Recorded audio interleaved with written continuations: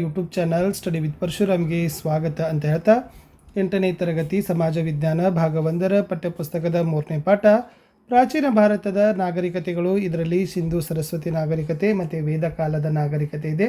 ಇದರ ಅಭ್ಯಾಸ ಪ್ರಶ್ನೋತ್ತರಗಳನ್ನು ನೋಡೋಣ. ವಿಡಿಯೋದ ಡಿಸ್ಕ್ರಿಪ್ಷನ್ ಬಾಕ್ಸನ್ನು ಚೆಕ್ ಮಾಡಿ. 8ನೇ ಎಲ್ಲ ವಿಷಯಗಳಲ್ಲಿ ಕೂಡ ಪಾಠದ ಪ್ರಶ್ನೋತ್ತರಗಳು ಬರ್ತಾ ಇದ್ದಾವೆ. ಲೈಕ್, ಶೇರ್ ಮತ್ತು ಸಬ್ಸ್ಕ್ರೈಬ್ ಮಾಡೋದನ್ನು ಮಾತ್ರ ಮರೆಯದಿರಿ ಅಂತ ಹೇಳ್ತಾ ಈ ಪಾಠದ ಪ್ರಶ್ನೋತ್ತರಗಳನ್ನು ಶುರು ಮಾಡೋಣ. ಅಭ್ಯಾಸಗಳು. ಮುಖ್ಯ ಪ್ರಶ್ನೆ 1, ಈ ಕೆಳಕಂಡ ವಾಕ್ಯಗಳನ್ನು ಸೂಕ್ತ ಪದಗಳಿಂದ ಪೂರ್ಣಗೊಳಿಸಿ ಅಂತ ಇತ್ತು. ಫಸ್ಟ್ ಒನ್, ಸಿಂಧು ಸರಸ್ವತಿ ನಾಗರಿಕತೆಯ ಮುದ್ರೆಗಳ ಮೇಲೆ ಕಂಡುಬಂದಿರುವ ಲಿಪಿಯನ್ನು ಡ್ಯಾಶ್ ಎಂದು ಕರೆಯಲಾಗಿದೆ ಅಂತ ಕೇಳಿದ್ರು. ಚಿತ್ರಲಿಪಿ ಈಸ್ ದ ರೈಟ್ ಆನ್ಸರ್. 2ನೇ ಪ್ರಶ್ನೆ, ಸಿಂಧು ಸರಸ್ವತಿ ನಾಗರಿಕತೆಯ ಸಮುದ್ರ ವಾಣಿಜ್ಯದ ಪ್ರಮುಖ ಕೇಂದ್ರ ಡ್ಯಾಶ್ ಆಗಿತ್ತು. ಲೋಥಾಲ್. ಇನ್ನು ಮಳೆ ನೀರನ್ನು ಯುಕ್ತವಾಗಿ ಸಂಗ್ರಹಿಸುವ ವ್ಯವಸ್ಥೆ ಇದ್ದ ತಾಣ ಡ್ಯಾಶ್ ಅಂತ ಕೇಳಿದ್ರು. ಧೋಲ್ವೀರಾ ಈಸ್ ದ ರೈಟ್ ಆನ್ಸರ್. ಇನ್ನು ಕೆಳಕಂಡ ಪ್ರಶ್ನೆಗಳನ್ನು ಸಂಕ್ಷಿಪ್ತವಾಗಿ ಉತ್ತರಿಸಬೇಕು. 4ನೇ ಪ್ರಶ್ನೆ ಕೊಟ್ಟಿದ್ರು, ಸಿಂಧು ಸರಸ್ವತಿ ನಾಗರಿಕತೆಯ ಸ್ನಾನದ ಕೊಳಗಳು ಹೇಗೆ ರಚನೆಯಾಗಿದ್ದವು ಅಂತ ಕೇಳಿದ್ದಾರೆ. ಇಲ್ಲಿ ಮೊಹೆಂಜೊದಾರೊವಿನಲ್ಲಿ ಒಂದು ಕೊಳವನ್ನು ಕಟ್ಟಿದರೂ ಇದನ್ನೇ ವಿದ್ವಾಂಸರು ಸ್ನಾನದ ಕೊಳ ಅಂತ ಕಟ್ಟಿದ್ದಾರೆ. ಇದನ್ನು ಇಟ್ಟಿಗೆಗಳಿಂದ ಕಟ್ಟಲಾಗಿದೆ. ಕೊಳದಿಂದ ನೀರಿನ ಸೋರಿಕೆ ಆಗದಂತೆ ಎಚ್ಚರಿಕೆ ವಹಿಸಿದ್ದಾರೆ. ಇದರ ಎರಡೂ ಕಡೆಗಳಲ್ಲಿ ಇಳಿಯುವ ಮೆಟ್ಟಿಲುಗಳಿದ್ದು ಸುತ್ತಲೂ ಕೊಠಡಿಗಳಿವೆ. ಬಹುಶಃ ಇದರ ನೀರಿನ ಪೂರೈಕೆಯು ಬಾವಿಯಿಂದ ಆಗುತ್ತಿತ್ತು ಹಾಗೂ ಬಳಕೆಯ ಬಳಿಕ ನೀರನ್ನು ಹೊರಗೆ ಬಿಡಲಾಗುತ್ತಿತ್ತು. ಈ ಕೊಳದಲ್ಲಿ ಮುಖ್ಯ ವ್ಯಕ್ತಿಗಳು ವಿಶೇಷವಾದ ಸಂದರ್ಭಗಳಲ್ಲಿ ಸ್ನಾನ ಮಾಡುತ್ತಿರಬಹುದು ಅಂತ ಬರೆದ್ರೆ ಸಾಕು. ಮುಂದಿನ ಪ್ರಶ್ನೆ 5, ಸಿಂಧು ಸರಸ್ವತಿ ನಾಗರಿಕತೆಯ ನಗರ ನಿರ್ಮಾಣ ಹೇಗಿತ್ತು ಎಂಬುದನ್ನು ವಿವರಿಸಿರಿ ಅಂತ ಕೊಟ್ಟಿದ್ದಾರೆ. ಸೊ ದ ಆನ್ಸರ್ ಈಸ್, ಹರಪ್ಪದ ನಗರಗಳಲ್ಲಿ 2 ಅಥವಾ ಅದಕ್ಕಿಂತ ಹೆಚ್ಚಿನ ಭಾಗಗಳನ್ನು ಕಾಣಬಹುದು. ಪಶ್ಚಿಮದ ಭಾಗ ಕಿರಿದು ಎತ್ತರದಲ್ಲಿದೆ. ಇದನ್ನೇ ಪ್ರಾಕ್ತಶಾಸ್ತ್ರಜ್ಞರು ಕೋಟೆ ಅಂತ ಕರೆದಿದ್ದಾರೆ. ಇನ್ನು ಸಾಮಾನ್ಯವಾಗಿ ಪೂರ್ವ ಭಾಗ ವಿಶಾಲವಾಗಿದ್ದು ತಗ್ಗಿನ ಪ್ರದೇಶದಲ್ಲಿದೆ. ಇದನ್ನು ಕೆಳಗಿನ ಗ್ರಾಮ ಅಂತಲೇ ಕರೆದಿದ್ದಾರೆ. ಪ್ರತಿಯೊಂದು ಭಾಗದ ಸುಟ್ಟ ಇಟ್ಟಿಗೆಗಳ ಗೋಡೆಗಳನ್ನು ಕಟ್ಟಿರೋದು ಕಂಡುಬಂದಿದೆ. ಇಟ್ಟಿಗೆಗಳನ್ನು ಪರಸ್ಪರ ಬೆಸೆದುಕೊಳ್ಳುವಂತೆ ಅಳವಡಿಸಿದ್ದರಿಂದ ಗೋಡೆಯು ಹೆಚ್ಚು ಭದ್ರವಾಗಿರೋದು ಕಂಡುಬಂದಿದೆ. ಸುಟ್ಟ ಇಟ್ಟಿಗೆಗಳ ಬಳಿಕ ಆ ಸಂಸ್ಕೃತಿ ಉನ್ನತಿಯನ್ನು ಸೂಚಿಸುತ್ತದೆ. ಇನ್ನೊಂದು ಪಟ್ಟಣವಾದ ಮೊಹೆಂಜೊದಾರೊವಿನಲ್ಲಿ ಒಂದು ಕೊಳವನ್ನು ಕಟ್ಟಲಾಗಿದೆ. ಇದನ್ನೇ ವಿದ್ವಾಂಸರು ಸ್ನಾನದ ಕೊಳವೆಂದಿದ್ದಾರೆ. ಇದನ್ನು ಇಟ್ಟಿಗೆಗಳಿಂದ ಕಟ್ಟಲಾಗಿದೆ ಅಂತ ಬರೆದ್ರೆ ಸಾಕು.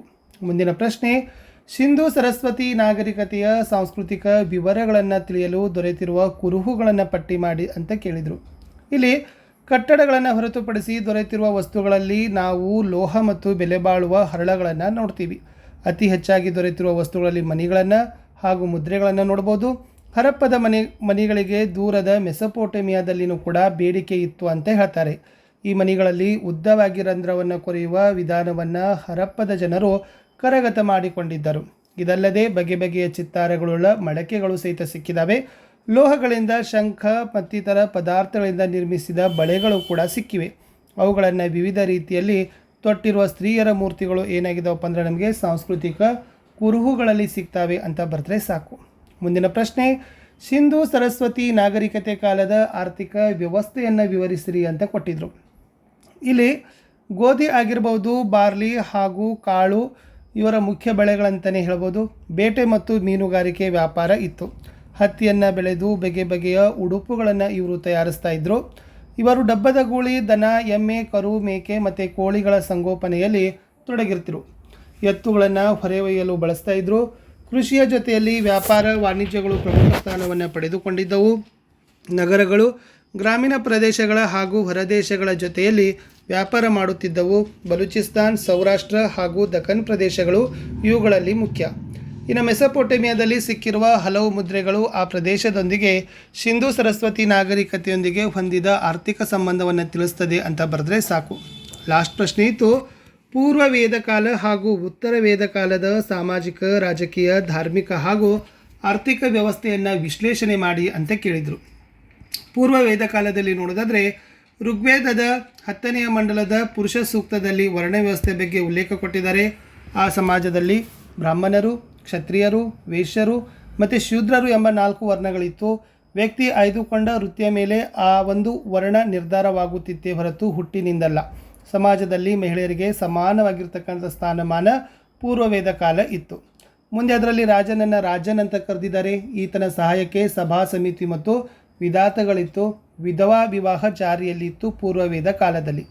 ಇನ್ನು ಪೂರ್ವವೇದ ಕಾಲದಲ್ಲಿ ಜನರು ಮೂಲಭೂತವಾಗಿ ಪಶುಸಂಗೋಪನೆ ಮತ್ತು ಕೃಷಿಯಲ್ಲಿ ತೊಡಗಿದ್ರು ಅಂತ ಬರೀರಿ. ಇನ್ನು ಉತ್ತರ ವೇದ ಕಾಲದಲ್ಲಿ ಹುಟ್ಟಿನಿಂದ ವ್ಯಕ್ತಿಯ ಜಾತಿ ನಿರ್ಧಾರವಾಗತೊಡಗಿತು. ಜಾತಿ ವ್ಯವಸ್ಥೆ ಜಟಿಲವಾಗಿ ಹೋಗ್ತದೆ. ಮಹಿಳೆಯರಿಗೆ ಸಮಾಜದಲ್ಲಿ ಸಮಾನ ಸ್ಥಾನಮಾನ ಕೊಡಲಿಲ್ಲ.